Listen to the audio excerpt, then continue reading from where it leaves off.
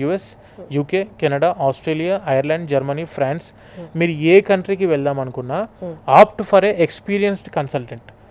మా దగ్గర నుంచి ఏంటంటే ఫస్ట్ రాగానే మేము థింక్ చేసేది ఒక స్టూడెంట్ రాగానే స్కాలర్షిప్స్ మేడం. దానితో పాటు 100% ఎడ్యుకేషన్ లోన్ రావాలి స్టూడెంట్. ఎందుకు అని అంటే ఎడ్యుకేషన్ చాలా తక్కువలో చిటికేస్తే అయిపోతున్నాయి మేడం ఎడ్యుకేషన్ లోన్ మా దగ్గర. ఒరిజినల్ ఫ్యాక్ట్ ఇది. స్టూడెంట్ వచ్చిన తర్వాత ప్రాపర్ డాక్యుమెంటేషన్ తెచ్చుకోవాలి. ఇప్పుడు మా దగ్గర నుంచి నేను ఎన్ని సంవత్సరాల నుంచి చూసిన దాంట్లో వీసోస్ తరఫు నుంచి ఎటువంటి ఫెయిల్యూర్ అవ్వలే. స్టూడెంట్ తెచ్చుకునే దాంట్లో కొన్ని దాచి పెడుతున్నారు. అంటే వీళ్ళు చదువుకుంటున్న టైంలో ఈ పాకెట్ అయ్యని పర్సనల్ లోన్లు తీసుకుంటున్నారు స్టూడెంట్స్. 5,000, 10,000 చిన్న అమౌంట్స్ పే చేయకుండా ఉండేసరికి ఏంటంటే అది సిబిల్ స్కోర్ చాలా ఎఫెక్ట్ పడుతుంది స్టూడెంట్కి. ప్రాపర్ డాక్యుమెంటేషన్ ఏం లేదు, PAN card, Aadhaar card, memos ఈ పట్టుకొచ్చి మనం యూనివర్సిటీ ఆఫర్ లెటర్ పెట్టినామంటే జస్ట్ స్పాన్ ఆఫ్ 2 daysలో మేడం, 2 రోజుల్లో ఎడ్యుకేషన్ లోన్ శాంక్షన్ చేపిస్తాం. ఇప్పుడు ఆఫర్ లెటర్ అనేది 1 dayలో ఇప్పిస్తాం, 24 hours ఆఫర్ లెటర్ ఇప్పిస్తాం మేడం.